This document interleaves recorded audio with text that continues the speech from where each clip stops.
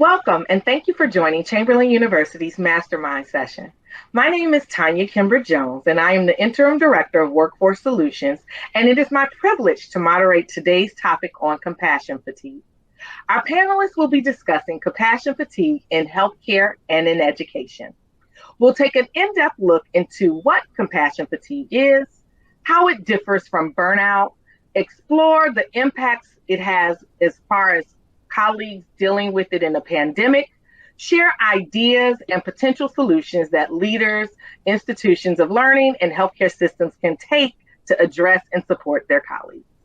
Today, I am honored to have joining me a distinguished group of experts in compassion fatigue.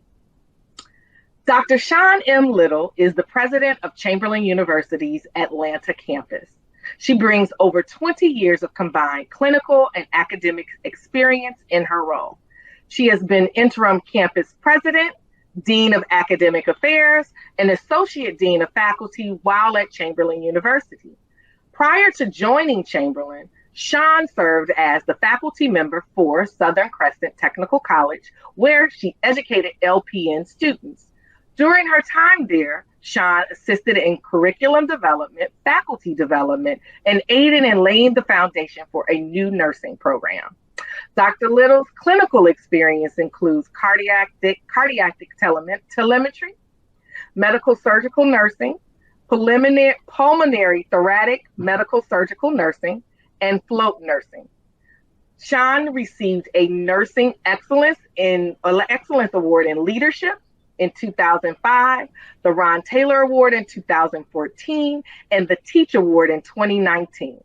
Sean's doctorate dissertation was in compassion fatigue and the impact of self-care related to home health hospice nurses. Little's passion is promoting the nursing profession, ensuring the next generation of nurses are prepared for challenges that they will face in an ever-changing healthcare landscape. Thank you for joining us, Sean. We also have joining us Mindy Spiegel. Mindy is a proud nurse with experience working in both inpatient and outpatient settings. Mindy is a certified patient experience professional, spending over 20 years coaching and teaching in this field. As an educator, Mindy has taught in both academics and clinical settings. She has both a bachelor's and master's degree in nursing. Mindy's passion is helping people create meaningful connections as a leader, a team member, all while caring for patients and their families.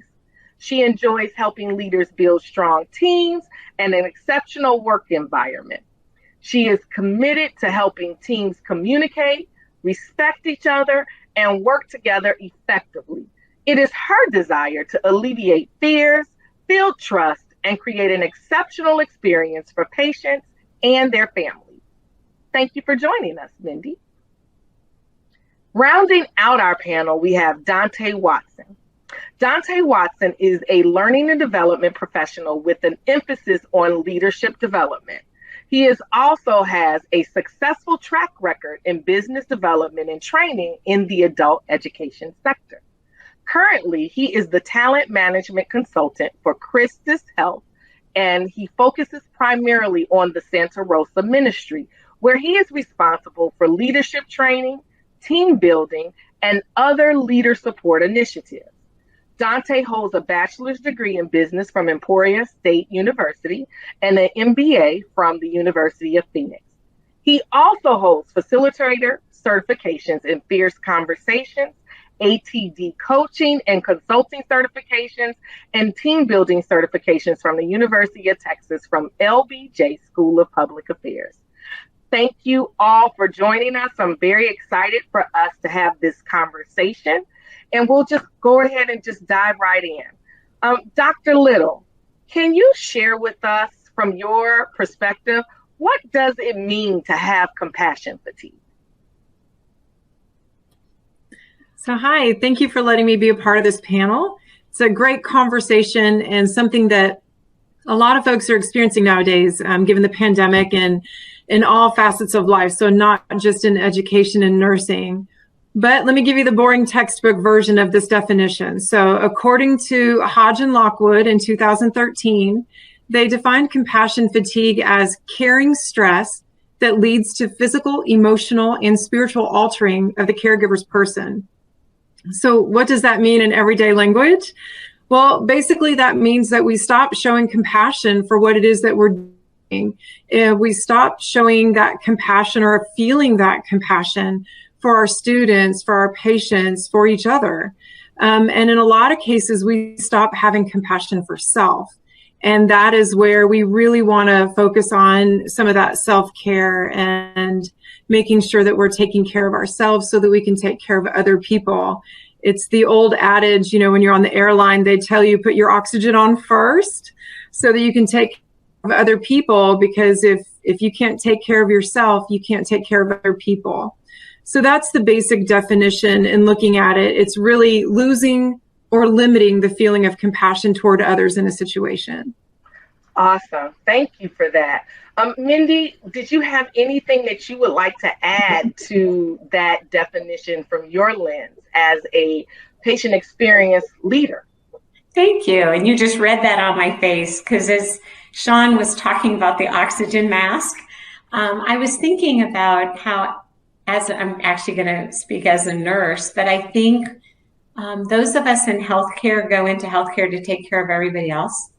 And oftentimes we forget to take care of us. And I think, as simple as that oxygen mask sounds, I think we forget how important that is. And one of the pieces of my role is I'm oftentimes rounding on leaders, and I start off by asking how they're doing, because if they're not doing okay, we don't need to go any further. I then ask about their team, and lastly about the patient's experience. And if we don't get that far, because they have to take care of themselves first, and then their team, and then we can talk about a patient experience. But I think sometimes it's hard for nurses, because we went into nursing or to any healthcare profession to take care of everybody else. So. No, that's a really good point. A lot of times we do forget to take care of oneself. And, even within Chamberlain, there's that culture of care. And one of the things that they focus on is care for self, care for colleagues, then care for the students. So it's really important to remind yourself to fill your cup up. So I appreciate you giving us that lens and how you tapped into that from a leader's perspective. Dante, as a talent development leader within your organization, how do you round that out to support those leaders within the organization, understanding, what compassion fatigue is? Absolutely. Thank you for sharing that. And Dr. Little and Mindy spoke so eloquently about it. And me being on the non-clinical side, we talked to our leaders about, like you said, how are you taking care of yourself? And then when you look at that, you start to look at what they're doing for their personal well-being, and then how that transcends over to their team. And so a lot of time when we look at compassion fatigue, a lot of times we lose that empathy, and we've kind of lost what we're standing true to. And so especially amidst the COVID pandemic right now, what I've been speaking with a lot of leaders about is, what's your team's motto? We're dealing with a lot. You're dealing with increased patient volumes. You're working with an illness that we've never seen before in this world. There's going to be a lot of times where your associates are they're wiped out. What can they hold true to that you came up to collectively as a unit, where everybody's individual input has sit there and created a team culture that you can stand by? And I know a lot of times at Chamberlain and being at Chris's, we have a great mission statement. The mission statement speaks for itself. When a nurse has had to work 2 maybe on-call shifts back to back, they lose all sight of the organizational mission statement. So we have to get back to, what is our team's mission statement? What's my personal commitment statement? And that's something I've learned a lot from Mindy when I started at Chris's, is just really diving into, what's my why? What's my purpose? And I think once we're able to reconnect with that, we're able to start to curtail that compassion fatigue just a little bit, inch by inch. I like that. I liked how you brought that full circle and you tapped into the why, because if you are reminded of the why, then it makes it a lot easier, I think, for you to adjust. Dr. Little, because so many, you're coming at this from being a leader in nursing. You're coming at this as being a president in the academic setting. What can organizations or institutions of learning do to help prepare students so that they're thinking about compassion fatigue and recognizing it and things of that nature? What a great question.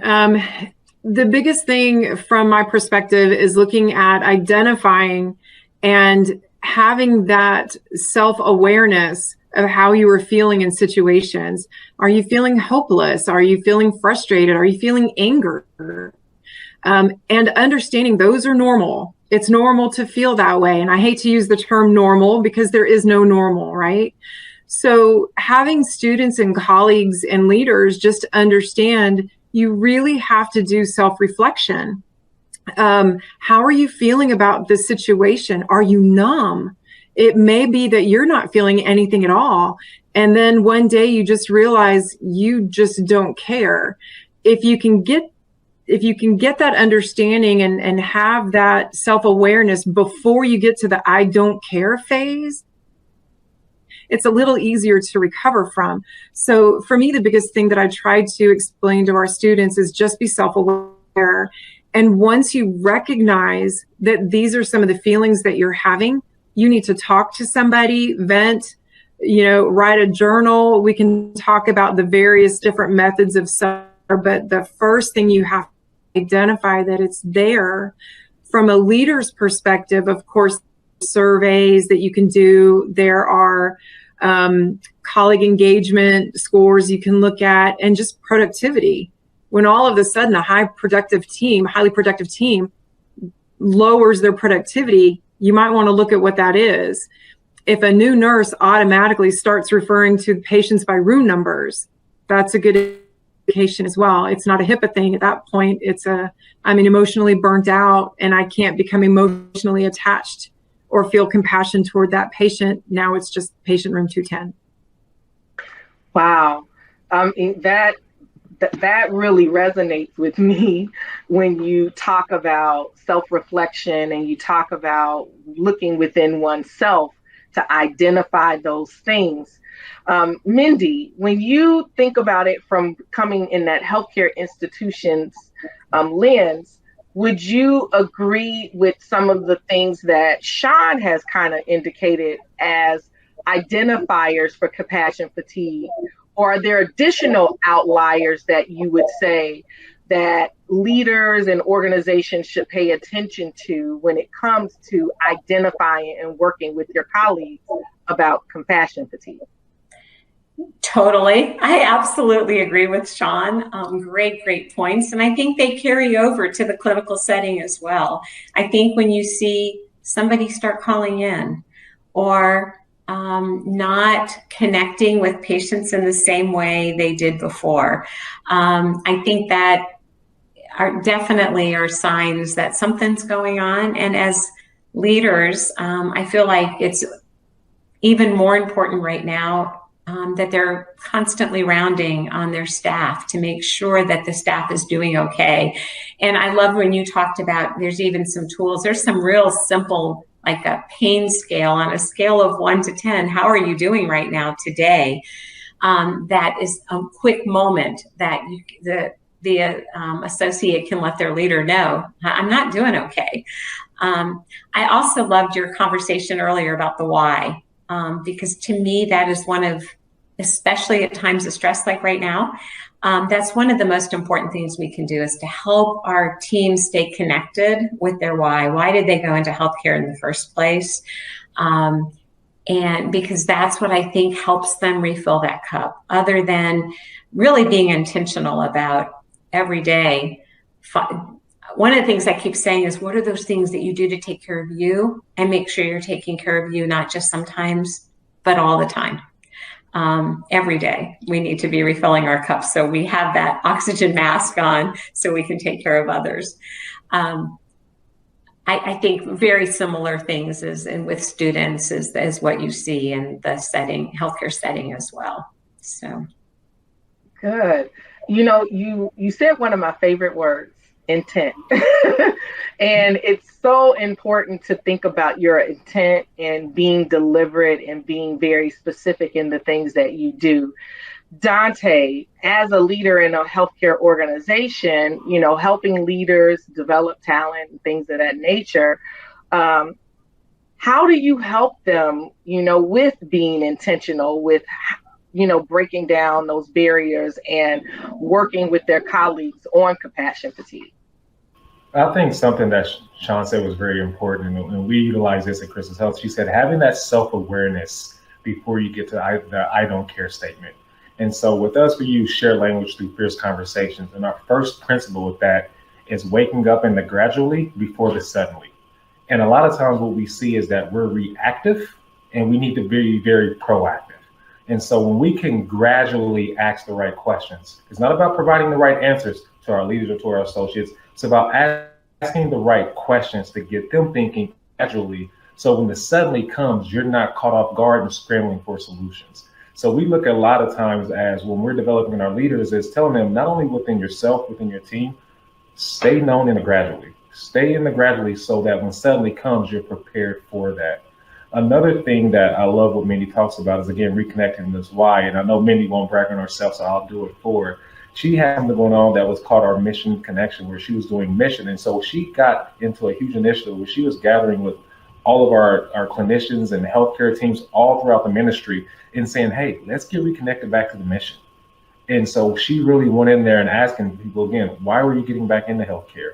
More importantly, when you get beyond that, because, what you may start getting in for somebody like Mindy with her experience, 20 years ago, it had been completely different than what it is today. Then you get to asking questions such as, how can you reconnect? If you've lost your why from the past, what can be your new why? And what can you do to make those changes and make that evident? And I think, again, it starts within ourselves. And as Mindy's talked about, and as Dr. Lewis talked about as well, as getting comfortable in yourself, staying in yourself gradually, and then moving beyond that, and then helping your team do that as well. And so I think it's just a huge component of, and I can't reiterate that more, Dr. Little, is being aware and the gradually. And Tanya, if I may add a great point to that in remembering the why, one of the things that we do with our new students, our brand new students that are super excited about nursing school, is we have them write themselves a letter, because we know in about a year, you're not going to be so excited about nursing school. You're going to be burnt out. You're going to be tired. You're going to be, lack of sleep, especially in the middle of the pandemic. So write yourself a reminder. Why are you here? So in 6 months, 8 months, a year, when they forget, they have that gentle reminder. And we even have them, we recommend post it on your mirror so that as you're getting ready and you have your uniform on and you can see why you want to be a nurse. And that's just the getting back to the why. I think that's foundational as well. Sean, I love that. In the mission experience that Dante was referring to at the very end of the class, when people are recharged, it's a whole day. It was a whole day workshop. And they were all recharged and excited. I had them right then and there write themselves a letter that I kept for a few months, and then I sent it back to them to remind them about how they felt at that moment, again, in the hopes of trying. So I love that idea, and hopefully they'll keep that. So after they start working, they can go back and read it over and over again as to what was their why. Why did they want to be a nurse in the first place? And then Mindy, in talking about that, Dr. Widow, as well, to your point, I think also having that great self-reflection is also understanding that when you're not going to be able to lift yourself up. So then that's when you can connect with your mentor, connect with somebody else, maybe someone who trained you, a preceptor, and saying, hey, I'm in this rut. I can't get myself out. You've given me such great advice in the past. Help me. And I think a lot of times, too, we have to make sure that a lot of times with compassion fatigue, we tell people to kind of look intrinsically. And sometimes people have done that and they still are not finding the solution for them to get beyond that. So I think even more so, too, is that when they've hit that wall, it's okay, let's look outside. Who is somebody that you trust, that you believe in, that can help walk you along these steps to be able to sit there and get you back to where empathy is at the front, where, and at least not empathy yet, where you can at least have sympathy. Because we all know there's a difference between empathy and sympathy. And again, I can never fully empathize with clinicians because I've never been on call for a shift. I was on call when I was on Tanya's team for a strategic plan. I've never been on call for a shift. I've never had to work, 3 12s back to back and then be on top of that, have to work overtime. But at least if I'm in that gradually, I can sympathize, or I can reach out to a Mindy and saying, hey, I'm seeing people struggling with this. You're hitting that wall. What would you suggest? So I think also having that outside person that you really can trust and confide in can kind of help us bridge that gap in our compassion fatigue as well. And in addition to that, Dante, what you had said a little earlier was in reference to what leaders can do. When we're looking at this, you can be proactive in some cases. You don't even have to wait for the compassion fatigue to hit in or the burnout. The social unrest right now is a prime example. Once that occurs, it's, proactive for leadership to go in and have open dialogue and conversation. Hey, how are you guys doing today? And open up that format so that people can actually talk about it and discuss, so that they're not holding that emotion in. In nursing, it was a big thing. If we took care of a patient for a long period of time and then they passed, then, they would bring that up in our meetings. Our charge nurse would typically talk about it. Hey, Miss Smith passed, and this is what's going on. How are y'all doing?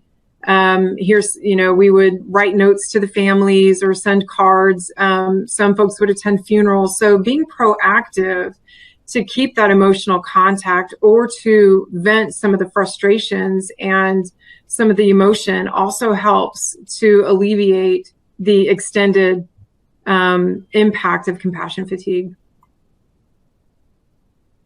I think it's so important that you have that inner and outer lens, that inner and outer circle. So, Dante, I really like how you touched on that when you said sometimes when you do the self-reflection, you can't always be able to identify what that barrier is. So being able to reach out to a Mindy in your case, or for me to reach out to a Sean, or for nurses throughout the organizations or within institutions of learning to be able to touch on someone or lean on someone to get that other perspective and some different insight is so key. And then you all kind of went down that pathway of burnout. And we hear a lot about nurses and physicians and social workers and anyone really. You can't even just limit it to healthcare professionals, but individuals as a whole getting burnt out. And there may or may not be a difference. So I really want to hear from you, Dr. Little, a little bit more about the difference between compassion fatigue or burnout. How are they connected and how do they differ? Another great question. I see you're challenging me today. So a lot of folks actually say that burnout is a stem or a branch off of compassion fatigue. And I also want to introduce another term called compassion satisfaction. So when you're looking at burnout, that is basically when you're not able to manage stress anymore. You feel exhausted, unenthusiastic about work, and potentially unsuccessful at your job. It may be, again, a result of compassion fatigue. And when we're talking about compassion satisfaction, that is basically your overall feeling of appreciation in the you're in and or in providing care, right? So if you feel that compassion satisfaction, your customer or your consumer or your patient is going to feel that because they're going to feel that energy coming off of you. But if you don't feel satisfaction in a compassionate way, then, your satisfaction scores, your survey, your customer rate, that are going to go down, and burnout can impact both of those areas. Your compassion satisfaction is absolutely impacted by burnout. So you want to look for your unenthusiastic, unproductive worker that is just feeling a lot of frustration and hopelessness when they're providing care. Very good point. Mindy, as a person who has led within the healthcare organization and you have dealt with colleagues who are working with patients and working with families, how would you work or identify burnout versus compassion fatigue, and what steps have you taken to help curb that? Thank you. These are challenging questions. I mostly want to focus on the part about what I've done. I'm not the expert in the difference between burnout and compassion fatigue, but I am very passionate about either one of those, making sure that we're addressing it and staying connected with our true purpose. And so I'll say, particularly during the pandemic right now, early on, I'm going to back up just a moment. One of the things I've just finished doing is some research with patients and families about what are they afraid of when they come into healthcare. We just interviewed over 225 families to find out what their fears were, and more importantly, what is the most important thing we can do for them. And I teach a lot about, if you were afraid of snakes and there was a snake sitting on top of your head and I came in to talk to you, would you hear anything I was saying? Right? And you wouldn't, because of the fear, right? So one of the biggest things that hit me back in March was one of my very favorite nurses, as Dante talked about reaching out to somebody when you don't know where else to go at this point. One day she said to me, Mindy, I can't concentrate anymore.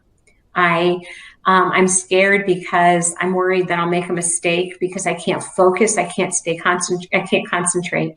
Well, back in March, things changed every day. We're saying you wear this kind of mask. The next day it was like, no, don't do that. You need to do this. No, don't do that. You need to do this. And people were afraid, right? And so she was having that same snake. Well, part of my research, we asked what was the most important things we could do: keep me informed, keep me safe, keep me comfortable. And I think that's exactly what my favorite nurse needed at that moment, is we need to keep her informed, we need to keep her safe, we need to keep her comfortable, right? And so I think when we recognize that burnout, or we recognize that compassion fatigue, really helping people get back to why are they there in the first place, giving them in times of stress like a pandemic, or a new associate joining an organization, or when we change leaders. All of those are times that are very stressful on teams. They need information. They need to feel safe with us and need to feel comfortable, just like our patients do. That was one of my biggest ahas in March. And so some of the things that I did was I created hero posters, and I went through our patient surveys and found comments in the surveys for each department had their own. And I went, you are their heroes, and here are the comments that your patients have said in the last 2 weeks. And I sent them out to every leader, their own unit, their own department's comments, and said, use these in huddles, remind people that the work they do really does make a difference. And patients were wonderful. They fed us comments about, during this very stressful time, I was scared coming in, but you made me feel safe. You made me feel better. And I said, use those. Tell them every single day that the work they do makes a difference. We also are very fortunate. I had a bucket of kudos points, recognition points. And so when I would go through and find a particular name, I would then recognize that particular associate and say, this patient said this about you. Thank you for making a difference. I had been doing that long before the pandemic, but it's amazing in the last few months, the number of people who have taken the time to write me back and say, thank you, I needed to hear that right now. So I think meaningful recognition and reminding people why they do what they do. And the last thing, and I'll let somebody else speak, is that our leaders needed that support as well. And my job, the very first thing I needed to do every day was send out this report about all of our patient experience scores. And in March, I realized I couldn't do it. So for me, I went online and I just kind of Googled quotes about gratitude, or quotes about fear, or quotes about hope, or quotes about, and I started adding them every morning. And I've been doing this since March. And the notes I've been getting back from people saying, I look for that positivity every single morning. And so it was something I was doing for our leaders, because they were not only having their own angst, but they were also trying to support their teams, and someone needed to support them. And it was amazing, something as simple as a thought for the day, how that kept people going. So I'll give somebody else a chance. Well, and Mindy, I was going to say that, the examples that you gave are ways to increase your compassion satisfaction. Because sometimes we do lose touch on, why am I doing this, right? I am a campus president for the second largest campus in Chamberlain. I had to give my plug on that one. Go Atlanta. But times when I walk down the hall and I'm like, why am I doing this? If all I hear is a complaint, or why was it blue when I wanted it to be pink? Why was it pink? We really wanted orange, parking, no parking, whatever that might be. It really does wear you down. And then you'll have that one student that comes up and says, you really made a difference in my life. Thank you. And then it's like, okay, that's why I'm here. That's why I'm doing this. And so all of the things that you just described are helping with the compassion satisfaction to improve, which helps those colleagues. It may not pull them completely out of it, but it keeps them from getting further in. And just really understanding that value, that feeling of worth, and then that open dialogue and communication. And I do not want to forget, because it is my favorite adaptive behavior, is humor. Laugh. It's okay. During the beginning of the pandemic, I was sending all of those stupid 2020 memes, right? Godzilla crunching on a city and just all of the silly stuff, because sometimes you need to laugh. And that can also hit a reset button. So everything you described was perfect for the compassion satisfaction. Good job. And there's two things I want to touch on, because I don't want to lose my thought, because y'all are giving us such great information. And if I don't speak, I'll lose it. Sean, you said something early on where you talked about a clinician that may have been with an associate for a long time, and then, that patient had passed. Or she's not an associate, but patient, and that patient had passed, and then creating that space. I think a lot of times when we think of safety, and many can speak to this, a lot of times we think of physical safety. We also need to have emotional safety in the workplace. And you creating that space for emotional safety will help us increase patient satisfaction and our physical safety in the workplace. And that's one thing that we always open up to leaders is this a safe space to work? Can people really come to you when they're at their wits' end and really express how they're feeling? And then that leads into something that we're doing here at Christus going forward. Our new strategy for Connect 2025 is associate well-being along as well as leader well-being. And so being proactive, we're starting to create resiliency programs where we're going to have programs in place where associates can come in and really just kind of learn about how to be resilient during change, how to be resilient during disaster, how to be resilient when you're dealing with diversity-related tension, when you think one way and someone else thinks another way, and how can we sit there and leverage those differences, engage each other. Another thing that y'all talked about, I think is great, and Tanya, you talk about intentional. And one thing I've learned in healthcare is that along with intent is another very important I, and it's its impact. So you could have this great intent.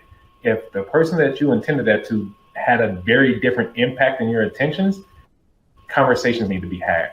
And so as we look at Christus going forward, especially with now we know that there's a new normal out there, to say to speak, unless this miraculous vaccine comes out tomorrow, Lord willing, we're all dealing with the new normal. And so having resiliency programs in place, and Mindy, you did a little bit of this where you're doing like those coffee chats where associates and nurses and clinicians and other healthcare workers could just come into those meetings and just breathe. You created a safe space for them to really talk about what they're feeling. And then we're doing that with leaders as well in creating resiliency programs, and then doing that as a team effectiveness session, saying, hey, bring your team in, let's talk about this. Let's have some programs in place for you to be able to practice that resiliency so that compassion fatigue just doesn't rear its ugly head, and now we're just tapped out. And so I think, creating things like that. Another thing that we're doing at Christus as well is called Essence of Respect, and doing workshops, and we've done trainings, and now we're even doing microscopic workshops of that, where it's, hey, define what respect looks like, define what disrespect looks like. You had this intent, this is this impact. And I gave this example for a leader, then Mindy, I'll shut up, is I said, one of our leaders, how different is that we all coming in, you've been working like crazy, you had an initiative that you had to finish yesterday, you didn't get that done, and you come into work and your team's coming in with their own issues that they want to talk to you about, and they're talking to you and you just walk right past them and don't say anything. Or you tell them, no, right now I don't have time. It's like, how different can it be if you came in and said, hey, team, just want to let you know, I'm dealing with a lot from yesterday. There's something I was supposed to get done yesterday. I didn't get it done. It's on the forefront of my mind right now. So as I'm walking to my office, if you come and talk to me about an issue, please know that it's that I don't want to listen to you. It's just right now my mind's at a bunch of different places, and I may not give it the attention that it deserves. So you're still open to come up to me. I want to give you that caveat up front.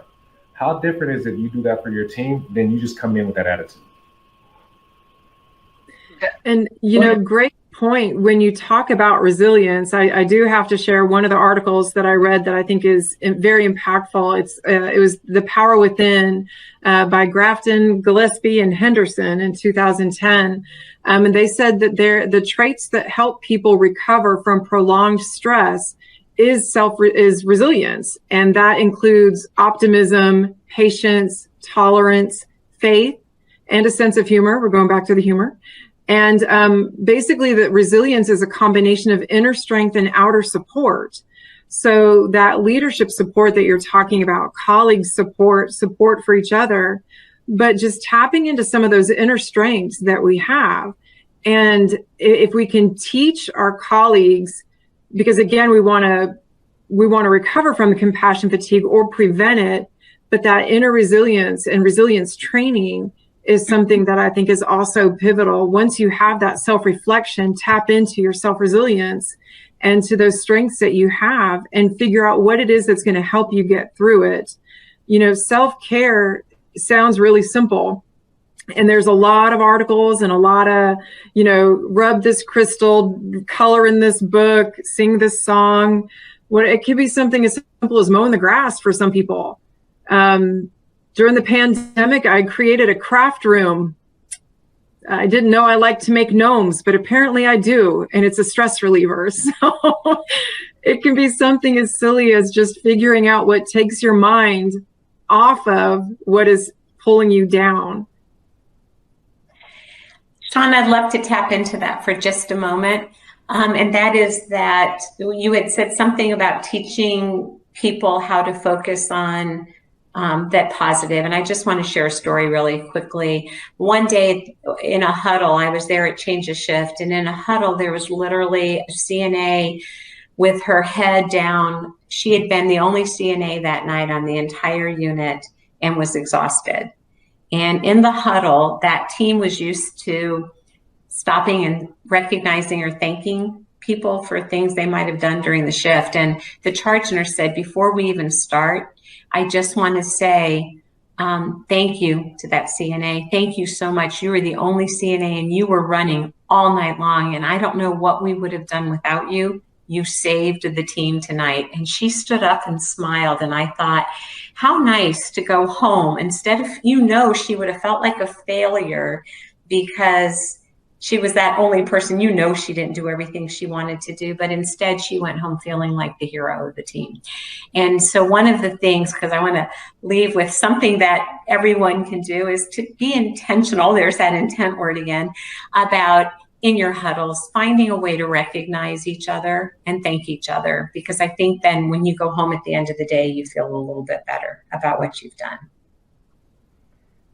This has been amazing. I have a lot of key takeaways that I've gotten from this conversation about compassion fatigue. And I feel like we've shifted the narrative not to focus on compassion fatigue, but what we can do to transition the people and colleagues and students and institutions of learning to compassion satisfaction and resiliency and self-care. So as we wrap up our conversation today, I want each of you all to leave us with something that you want us to take away from this conversation and put in action as we move forward. And I'm going to start different this time. I'm going to start with Mr. Watson, our talent consultant, because retention and recruitment is so important and we want to retain our top talent. And then we'll go to Mindy, and then we'll round it out and close it out with Sean. Thank you, Tanya. I think you said something that's very important, and it's really about being proactive and having programs in place. We know compassion fatigue is going to come. It's inevitable. Whether it's during the pandemic, that may have expedited it a little bit, having programs in place. So whether you're going to have a resiliency training program, whether you're going to have monthly coffee chats, even if you want to do something within your team, I think it'll be very important. And then also, as we talked about, having that leader support. And so Mindy does a great job when she was at Christus for all those years, just really rounding on leaders and making sure, like she said, how are you doing today? And then for somebody such as myself as a leadership development consultant, it's really, okay, what programs can we put in place that really help connect that inner strip that Dr. Little talked about with external resources and mesh those together.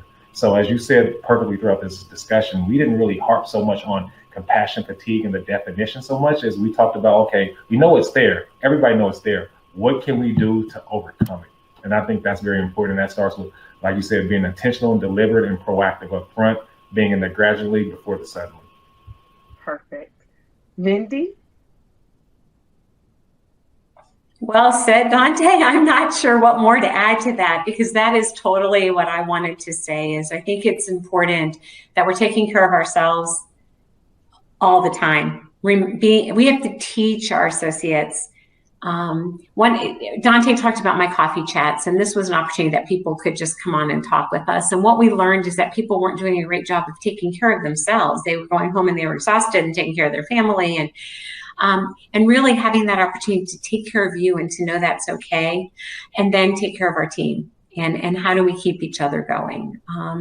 I worry about this winter because we're going to have clinicians that are moving into the winter after not having had a rest during the summer. And I worry about how they're going to cope with all of that. And I do believe that we really need to be very proactive in helping them build skills to build themselves up and keep themselves going and each other. So thank you for the opportunity to be a part of this. I enjoyed it. And so I'm going to actually give 2 items. One is for leaders, safe space. Sometimes colleagues just need to talk, and sometimes the things they say you may not want to hear. As long as they know it's a safe space, it's not about you, it's about them. A very wise woman shared that with me once, Ann Farrell. It's not about us, it's about them. So create that safe space and let them have a dialogue, a venue to speak. And then for individuals who might be watching this, it's okay to take care of yourself. It's not selfish. It doesn't mean you don't care about other people. It doesn't mean that you're a bad person because you took time out for yourself. That's okay. I'm going to say, as a woman, sometimes it's hard. Mom, career person, nurse, we're supposed to take care of everybody else first. It's not always how it works out. Give them the best of you, not what's left of you. We've heard that over and over again. So leaders, give a space to speak. Individuals, take care of yourself. It's okay. Love yourself like you love other people. That's what it's about. Thank you all for joining us today. I am super excited about this conversation, and please join us for future mastermind sessions. Have a great day.